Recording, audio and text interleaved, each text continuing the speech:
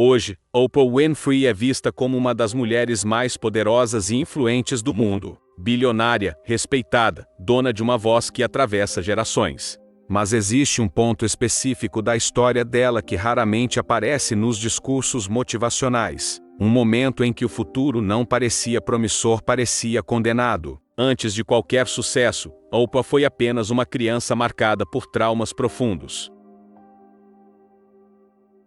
Houve um período em que ela acreditava que não sobreviveria emocionalmente à própria história. E se naquele ponto alguém dissesse que aquela menina se tornaria um ícone global, isso soaria como uma mentira cruel. Esse contraste é desconfortável, porque quebra a narrativa fácil do destino brilhante. Nada estava escrito, nada era previsível. O que existia era dor, confusão e silêncio. É exatamente aqui que quase todas as biografias passam rápido demais.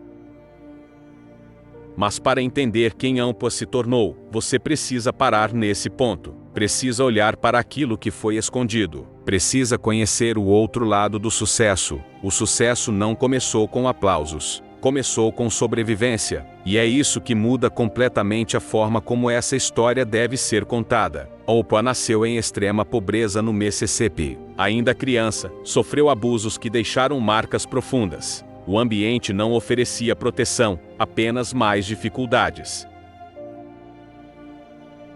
Ela cresceu acreditando que havia algo errado com ela. A autoestima foi destruída antes mesmo de ser construída. Na adolescência, engravidou e perdeu o filho pouco depois do nascimento. Esse episódio raramente é mencionado, mas foi um dos pontos mais devastadores da sua vida. Para muitos, aquilo teria sido o fim. Para Oprah, foi mais uma camada de dor em uma história que parecia não dar trégua. Quando começou a trabalhar em rádio e televisão, enfrentou rejeições constantes.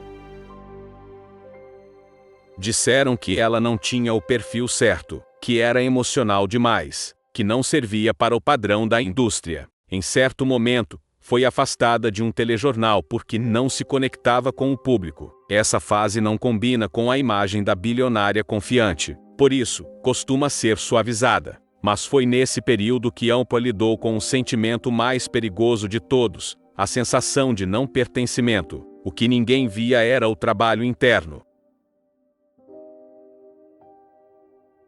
Oprah começou a entender que sua sensibilidade não era fraqueza, era ferramenta. Enquanto tentavam moldá-la, ela passou a se estudar, a observar pessoas, a ouvir mais do que falar, a transformar dor em conexão. Ela leu obsessivamente, estudou comportamento humano, refinou sua comunicação, aprendeu a usar a própria história como ponte, não como ferida aberta. Esse processo foi longo, silencioso e solitário.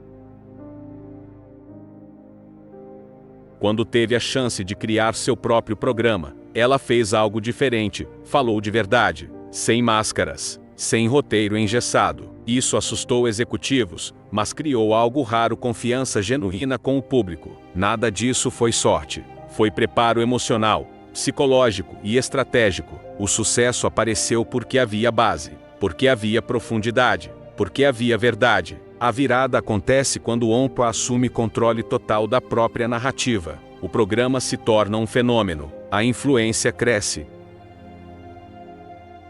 O nome vira marca. Mas o sucesso não elimina o preço, ele o transforma. A exposição é constante. As expectativas são altas. Cada palavra passa a ter peso global. Oprah construiu um império de mídia, educação e investimentos, mas também precisou aprender a lidar com solidão no topo. Hoje, Oprah Winfrey possui um patrimônio estimado em mais de 2,5 bilhões de dólares dos Estados Unidos. Vive com conforto absoluto, influência política e cultural, e é reconhecida como uma das mulheres mais poderosas da história moderna.